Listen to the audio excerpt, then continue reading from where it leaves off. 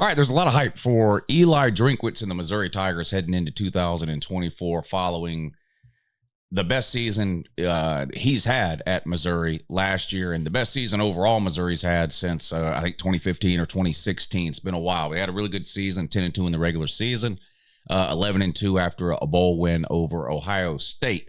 They're in the top 10 in a lot of preseason rankings. And when you start to look at the schedules, and that's a big deal this year in college football with the realignment and the doing away of divisions within all of the conferences now with the SEC and the Big Ten no longer doing divisions this year, joining the ACC and the Big 12 with no divisions. Schedules plays a big part, not just for Missouri, but for every team when it comes to predicting a record or a schedule. It's not as easy as just thinking in your mind, okay, Team A is better than Team B. Therefore, I think Team A is going to have a better record than Team B.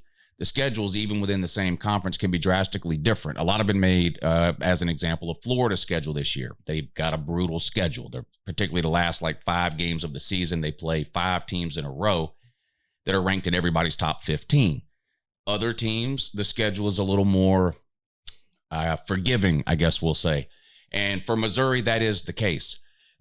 So really good season last year. Head coach is back. Quarterback is back. Favorable schedule. Those sorts of things have led to a lot of people talking about Missouri potentially making a run towards the SEC title game in 2024 and maybe even punching a ticket to the playoffs.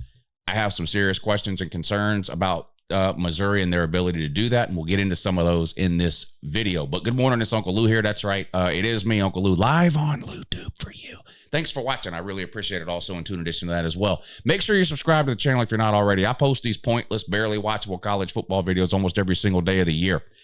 A lot of live streams. We do call-in shows 2 nights a week on Tuesdays and Thursdays. We've got a really good community of college football fans in and around this channel. So make sure you hit the subscribe button. You'll have a good time here. All right, let's talk about Missouri for 2024. Well, first off, shout out to Eddie R. and Alex H. Eddie and Alex are over on my Patreon page, and they requested that I do this Missouri preview and prediction video. So Eddie, Alex, I really appreciate y'all helping to support the channel over there with the Patreon page. I try to say it a lot, but I probably don't say it enough. Without the support I get from people like Eddie and Alex over on my Patreon page, I would not be able to do this full-time year-round. It really slows down the college football views and things on YouTube in the off season or preseason, basically February through July.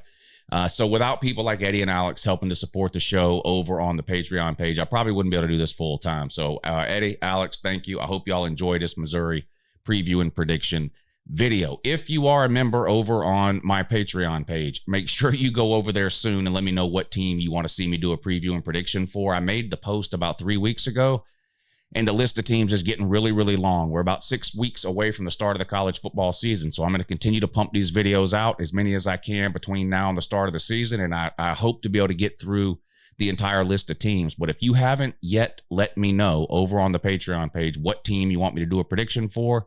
You need to do it soon. The link to the Patreon page is in the description of this video and every video that I ever upload. So just click the link. It'll take you to the page. It's 2 or 3 posts down. You'll see a post about these prediction videos. Just comment the name of a team that you want me to do.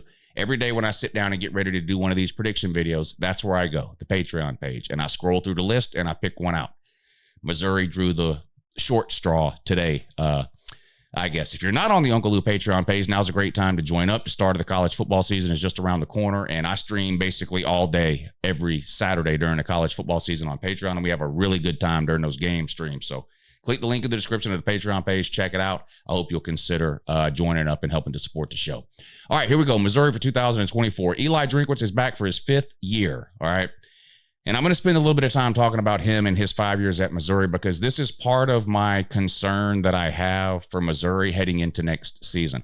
A lot of times when a new coach is hired, well, first of all, a lot of times when a new coach is hired, a team is bad, right? Because a coach was fired. Now, sometimes you got coaches retire or get, they do really well at a lower tier school, so they move on to a better job. But a lot of times when you take over a job, the team is not great. And that was the case with Eli Drinkwitz. So what you'll see a lot of times in these situations when a coach takes over a bad team or a bad program is they'll start off bad, but then you'll see steady and gradual improvement over the first 3, 4, 5 years of that coach's tenure at that school. That's not what we have seen with Eli Drinkwitz. If you go back to his first year, he was 5-5, so basically 500. His second year, he was 6-6, lost a bowl game, 6-7. Third year, 6-6, lost a bowl game, 6-7. And then there was last year, the 11-2 year. So Eli Drinkwitz has been he has been a 500 coach at Missouri, with the exception of last season. And last season was unbelievable. I mean, they had a great year. I'm not taking anything away from the year Missouri had last year.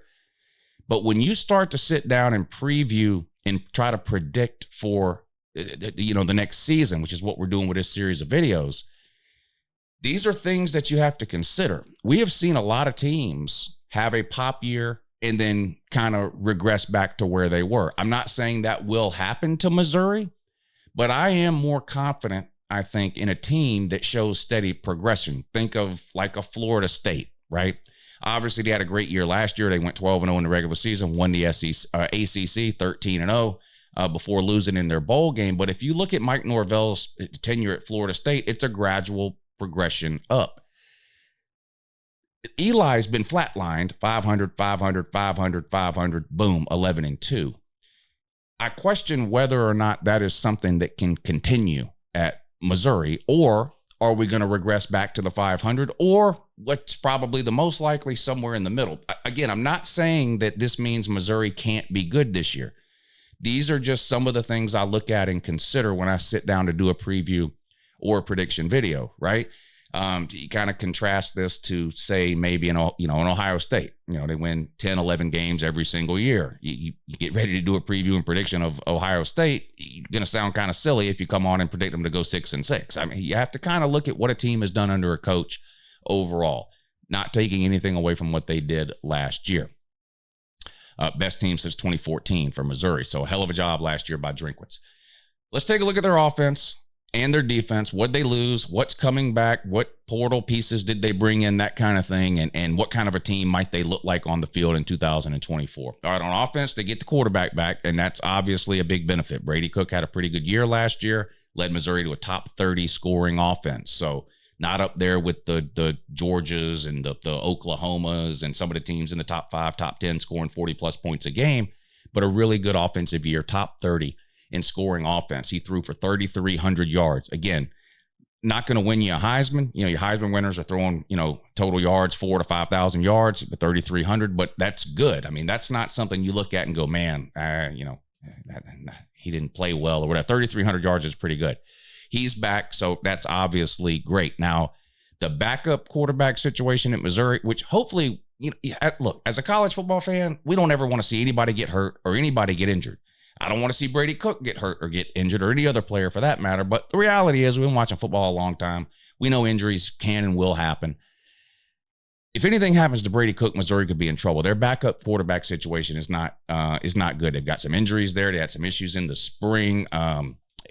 They need to make sure Brady Cook stays healthy, and he hasn't had any issues staying healthy for the most part. He's been good to go, and I expect that to be the case again in 2024.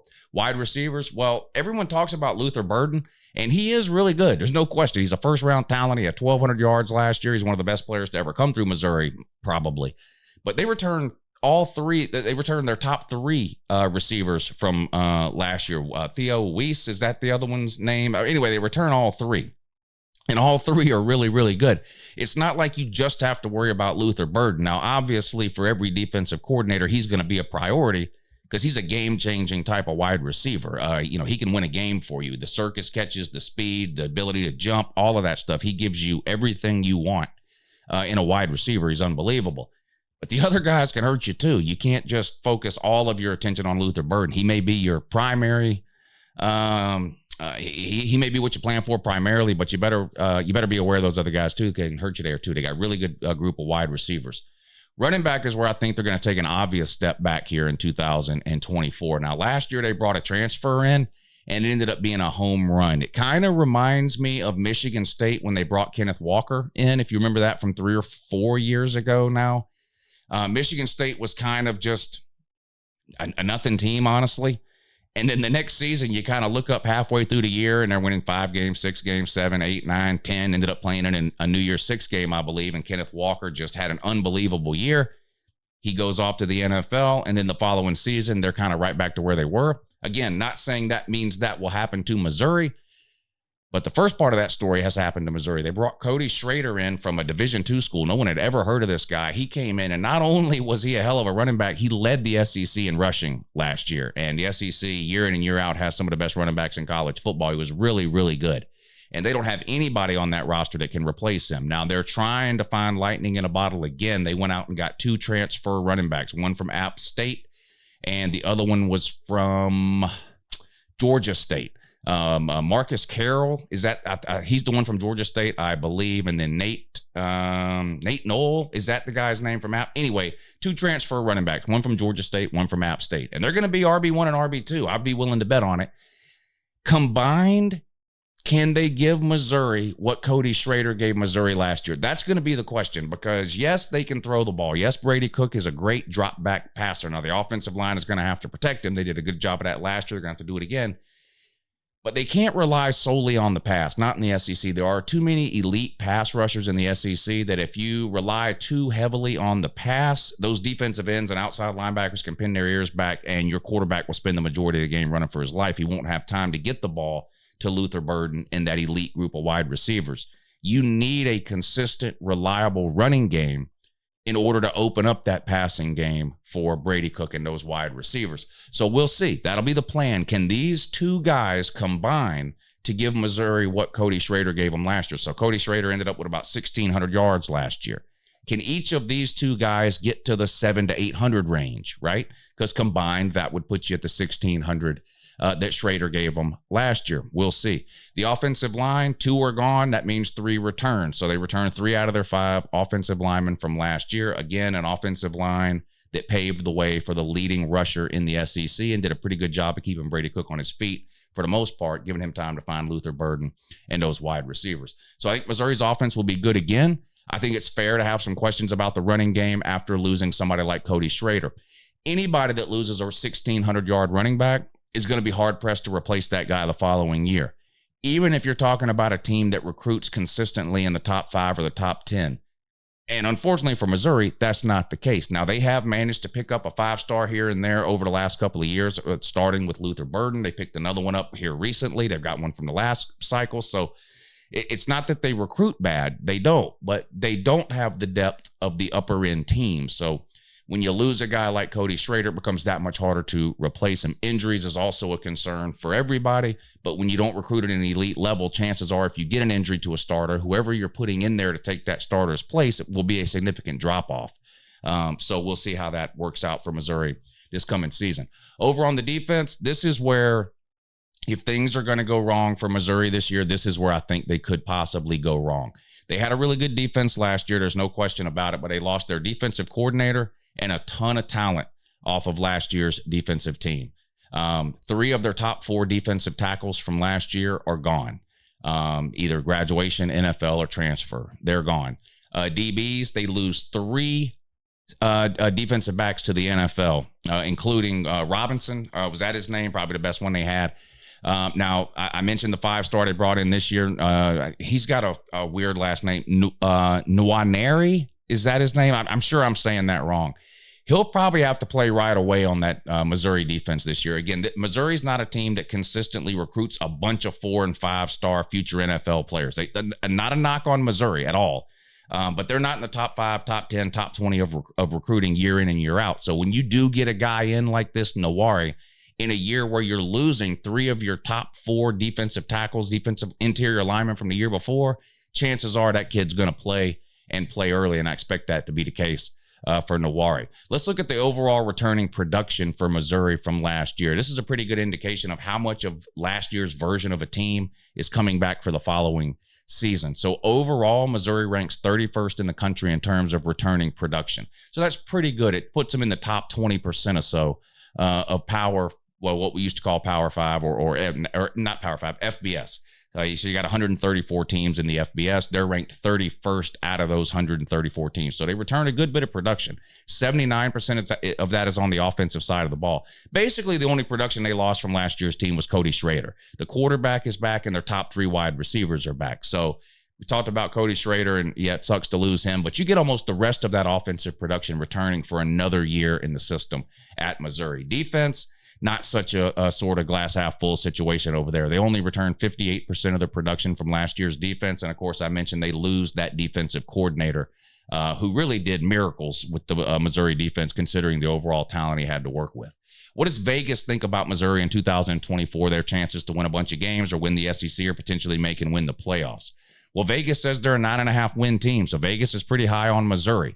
The Vegas win number is a betting number. So obviously you can't win 9.5 games. So what people do is Vegas puts this number out 9.5 and you bet over or under that number. So what this is telling you is that the betting public, people who are willing to put their money where their mouth is, they feel like Missouri is a 9 or a 10 win team. Some people are betting under that 9.5. Some people are betting over that 9.5. Over 9.5 would be 10-2, 11-1, 12-0. Under 9.5, if you think Missouri is going to go 9-3, 8-4, 7-5, so on. I think you get it. What about winning the SEC?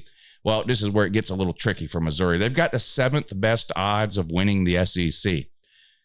Now, I couldn't find a number on this, but I bet you if there was a number that told me chances of making the SEC title game, I bet you Missouri would be higher than 7th. Talked a little bit about the schedule earlier. Now, there are some teams in the SEC, clearly 6 of them according to Vegas, that are better than Missouri, that have a better chance of winning the SEC than Missouri. You're talking about, Georgia, Texas, Bama, Ole Miss, and Tennessee, I believe, are the 6 ahead of them there. But just making the SEC title game, I do think that is more than realistic goal for Missouri to set. And when we look at the schedule in a minute, I think you'll see why. But like a lot of the teams that are picked ahead of Missouri to win the SEC have way tougher schedules than Missouri. So Missouri, I think, has got a sort of better chance of getting to the SEC title game than maybe some of those teams ahead of them. But once they get there, they're going to have to play one of those teams. And that's where Vegas thinks their chances aren't great. And that's why they've got them at the 7th best odds to win the SEC. What about winning a national title? This is an interesting place to have them here. And I kind of agree. They've got them at 13th. Now, the way I've been looking at this chances to win the title thing is keeping in mind that we're in the age of a 12-team playoff now.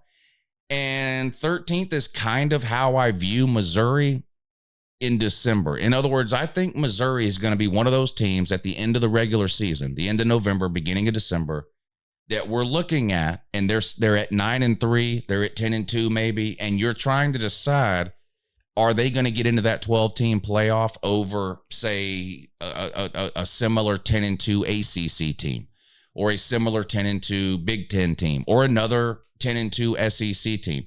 I think Missouri has a good chance of being one of those bubble teams, kind of right on the edge of getting into the playoffs or not. So it'll be an interesting case study this year to see how the College Football Playoff Committee handles these teams, because I think you're going to have a lot of teams at the end of the season that are 9-3 and 10-2 that didn't make their conference championship game, but they're 9-3, 10-2.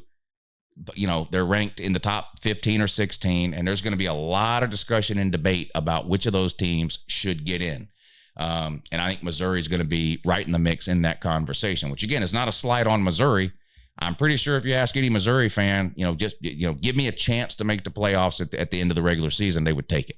All right, let's put their schedule up on the screen right here. I'm going to go through it game by game, and I'm going to give you a winner and a loser for every single week and tell you how I think Missouri is going to do in the 2024 college football season. Now, the first thing I notice when I look at this schedule is the non-con schedule, and it's easy. Let's just call it what it is. They play Murray State, Buffalo, Boston College, and UMass. More on the UMass game when I go through the schedule. But those are their 4 non-con games. So they only play one Power 5 opponent. It's an ACC team, Boston College. Missouri gets them at home in Missouri, and Boston College is not a very good team. They're just, well, they're not. They're borderline terrible.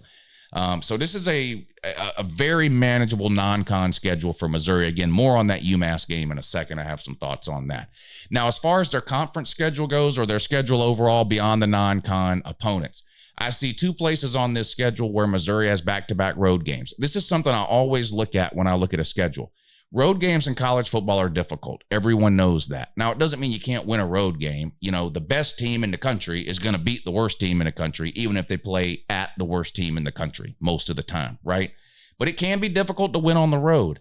It can be even more difficult to win on the road 2 weeks in a row. So that's just something I always look for when I first look at a team's schedule before I decide which games I think they're going to win or lose. That's something that factors into my decisions when I start to pick actual wins and losses is back-to-back road games. Their bye weeks. Of course, we get 2 bye weeks. I think the bye weeks are spread out pretty good here, and I think they come at pretty good times during the season. They play 4 games, then they have a bye week before playing back-to-back road games at Texas A&M and at UMass. Their second bye week comes right between what is most likely their 2 toughest games of the year, at least if you go by preseason rankings and things like that. They play on the road at Alabama, and they play at home against Oklahoma, but they have a bye week in between those 2. So that's what jumps out at me here, just looking at the schedule. Now, let's go through it. I'll tell you what I think. They're going to beat Murray State and Buffalo without a problem. This will be warm-up games, preseason games, whatever you want to call them. I don't expect Missouri to have any issue with Murray State or Buffalo. Then on to Boston College. Again, it's a home game. I'm not very high on Boston College. If Missouri is anywhere close to as good as the hype that is around them this offseason, they will beat Boston College without a problem. They're 3-0. First conference game of the year. You couldn't get an easier draw than this. Vandy at home. Vandy's literally the worst team in the SEC, and you get them at home. Missouri should be 4-0 heading into that first bye week. I really don't see a way they lose any of those first 4 games. Come out of that first bye week, and then you have the first of those 2 back-to-back road games that I talked about a minute ago. The first one is at Texas A&M. The second one is at UMass. Let's start with the game at UMass. Why are you scheduling a game at UMass? This is completely ridiculous. This should never happen. It's a no-win situation. Honestly, it almost makes me want you to lose just because of the embarrassment that it would bring. There is no logical explanation or reason for any SEC team or Big Ten team or anybody else in the big boys of college football to be playing on the road at one of these Group of 5 teams. It's a no-win situation. You don't need to do it. You benefit nothing from it at all. The only possible thing you can get from scheduling a game like this away is a humiliating loss. No one's going to pat you on the back if you beat UMass. I'm all for teams being able to play Group of 5. Play them at home. That's just my opinion. Play them at home. You schedule them on the road. I don't understand it. I don't get it. But you'll beat them. Now, the one before that at Texas A&M, I think Texas A&M wins that game. I am not very high on Texas A&M overall. I don't think they're winning 10 games. I don't think they're winning the SEC. I don't think they're getting anywhere near the college football playoff. I am high on Mike Elko, though. I saw what he did at Duke. He's now got way more talent to work with at Texas A&M. They did lose a lot in the portal, and I think it'll take a year or 2 for Mike Elko to really get rolling there at Texas A&M. But I do think Mike Elko is a good enough coach to take the talent he has at Texas A&M and pull off what some people might consider to be an upset or 2, starting with this game at home for Texas A&M. So this is a road game for Missouri. Texas A&M is one of the most difficult environments to play in the SEC. I think Missouri catches a loss here on the road at Texas A&M. Again, winning the next week on the road at UMass. So that would put them at 5-1 halfway through the schedule. After you go on the road to play UMass, you come back home and play Auburn. This has been a weird game. The last time these 2 played, I'm not sure what to really make of this game this year. I don't think Auburn's going to be very good. Again, I'm high on Hugh Freeze. I think he can drastically improve what we've seen from Auburn over the last 3 or 4 years. But he's got to have a quarterback. And I don't know why he didn't go get one out of the portal this offseason, but that was a decision he made. They went and got a lot of other players out of the portal. But it looks like they're sticking with Peyton Thorne at quarterback. And look, some programs, some head coaches, some offensive schemes and philosophies, you it's almost a plug and play thing at quarterback. You look at like Georgia winning 2 national titles with Stetson Bennett. He's not something, he's not, let's not go there. People get mad when I talk about Stetson Bennett. J.J. McCarthy at Michigan. I mean, he's a good quarterback, right? But like, you don't need a specific type of quarterback to run that offense Michigan was running. You don't need a specific type of quarterback to run the Georgia offense. Some offenses are very quarterback specific. Think of Gus Malzahn at Auburn. I know he's not the coach at Auburn now. He's at Central Florida. But when Gus Malzahn was at Auburn, they were terrible or they were really good. And when were they really good? When they had a really good quarterback that could run Gus Malzahn's offense. When they didn't have that, they were really bad. Hugh Freeze is the same way. He has to have a quarterback to run his offense, and Peyton Thorne is not that. I think Missouri gets the win at home against Auburn. And you got to go on the road and play Alabama, and I think Alabama wins this game. Another situation where you're playing on the road against a very talented team with a new head coach, this time Alabama and Kalen DeBoer.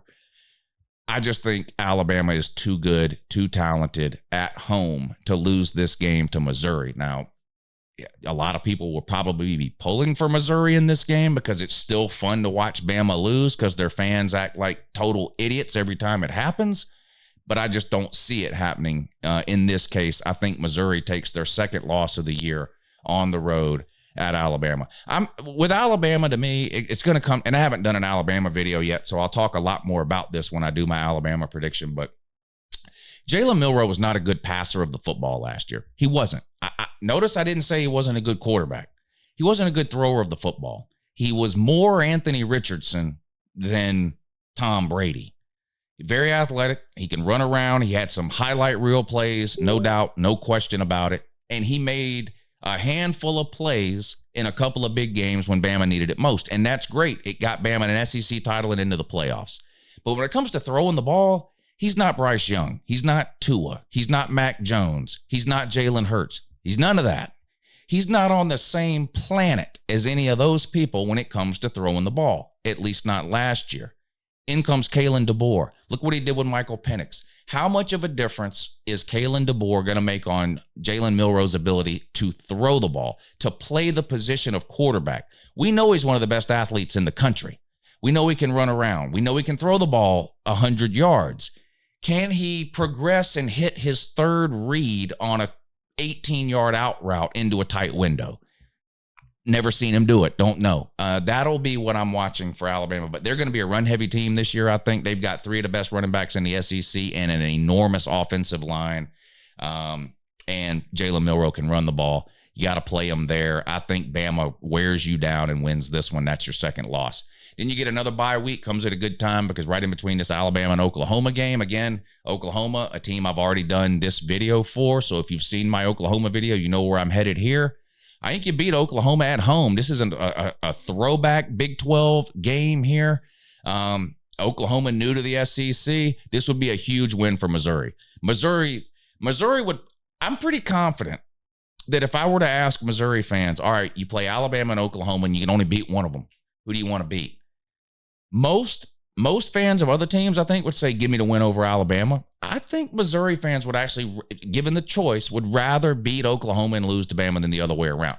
I know you want to beat them both, obviously. Fans want to go 12-0 in the regular season. I get that. I mean, if I was a psychic and I could see into the future and I changed things or whatever, and I came to you and I told you as a Missouri fan, you're playing Bama and Oklahoma, you can only win one of them.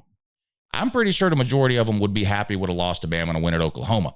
And I do think you win. I do think you beat Oklahoma. Their offensive line is going to have some issues. I'm not sold on their quarterback, Jackson Arnold. He looked terrible in the bowl game. He had like 6 turnovers in the bowl game, which was his only start. Now, he's not going to be that bad. He'll be a lot better than that during the season, I'm sure. But this is his first year as a starter. If Missouri's defense is anything close to what it was last year, they'll beat Oklahoma at home. Back-to-back road games at South Carolina and at Mississippi State. And neither one of those teams is UMass. So this is a problem here, in my opinion, for Missouri. These are 2 tough places to play. And here's the thing about South Carolina and really Mississippi State, too. This is 10-11 games into the season. South Carolina and Mississippi State both could be 0-10, 0-9, 0-11 when you go to play these games. The stadiums are going to be sold out. The fans are going to be going absolutely nuts. In the case of Mississippi State, they're going to have those stupid fucking cowbells. There'll be 80,000 morons in Williams-Brice Stadium with the stupid ass rave music that they play. These are two really tough places to play with really good fans that show up, win or lose. And I don't think Missouri is winning both of these games back to back late in the season. I just don't. This is a tall task late in the season, back to back road games in these two tough environments.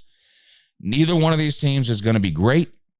I said I think Vandy's the worst team in the SEC earlier. I think Mississippi State might be the second worst team. Them or Arkansas. I think South Carolina's a level or two above that.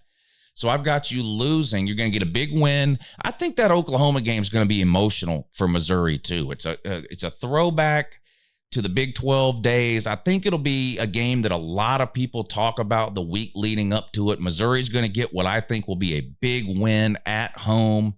Maybe they celebrate a day or two too long and they come into Williams-Brice with a hangover.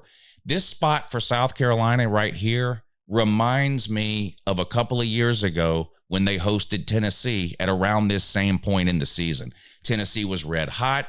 They looked like maybe they were on their way to a potential playoff berth. They show up in Williams-Brice Stadium with, I believe, just the one loss. That was the year they beat Alabama at home. Then lost to Georgia on the road. They then won another game or two, and then they went to South Carolina, and they got absolutely destroyed. South Carolina put 63 on them. I'm not saying that's going to happen, that Missouri will get blown out, but it looks like a similar sort of situation here could unfold. I think you get the loss on the road at South Carolina. You rebound and beat Mississippi State on the road the following week, and then you close out the regular season at home with a win over Arkansas. That puts Missouri at 9-3. Probably not what the Missouri fans want or are expecting for this year. I'll tell you why I'm not a little bit higher on Missouri, and I hinted around at it at the beginning of the video. I don't fully trust Missouri and Eli Drinkwitz or Missouri as a program right now to consistently play at the level they need to play at to reach double-digit wins. I know they did it last year, but again, this is his 5th year there. So the 4 previous years, 3 of those years, they were 500. It wasn't a gradual increase where they were getting a little bit better every single year and then the 11-2 year. They were 5 wins, 6 wins, 6 wins, 11. Again, you can see from my prediction, I don't think they're going back to the 5 or 6 win mark. But even though this schedule is relatively easy compared to some other SEC schedules that are out there, Arkansas, Florida come to mind, even Georgia. Georgia's got road games at Texas, at Ole Miss, at Bama. Tough places to play there. There's some tough games here. The Alabama game, obviously on the road, you play them there. Oklahoma, and I'm giving you a win there against Oklahoma. Texas A&M, very difficult place to play. And there's a lot of energy around Texas A&M right now with the coaching change. The South Carolina game, obviously, is the one that I'm kind of out on a limb on, right? You're better than South Carolina. The better team doesn't always win. I mean, we've been watching college football a long time. I'm assuming you've been watching college football a long time, whoever you is that happens to be watching right now. The better team doesn't always win. That's why we line up and play the games. In fact, almost every single season, every team in the country wins a game you don't expect them to win and loses a game you don't expect them to lose. I'm telling you, I talked to a lot of people. Not a lot of people expect you to beat Oklahoma, but I've got you beating them. Not a lot of people expect you to lose to South Carolina, but I got you losing to them. So it kind of equals out in the end. Bottom line, I think Missouri goes 9-3. I think that probably puts them just outside the playoffs, sort of right on the outside looking in. If they go 10-2, then it's obviously the chances of them making the playoff go up drastically. It's going to be hard to keep a 10-2 SEC team out of the playoffs, in my opinion. I think Missouri barely misses it at 9-3, but another really good year for Missouri. There you go. That's it. My prediction for Missouri's 2024 college football season. I really appreciate you watching. Please hit the thumbs up. That's a big help. Share the video out to your friends if you want to. That would help me out too. Don't forget to go to the Patreon page. Let me know what team you want to see next. And leave a comment down below. This is the most important part. Leave a comment down below and let me know how stupid I am. Have a good morning.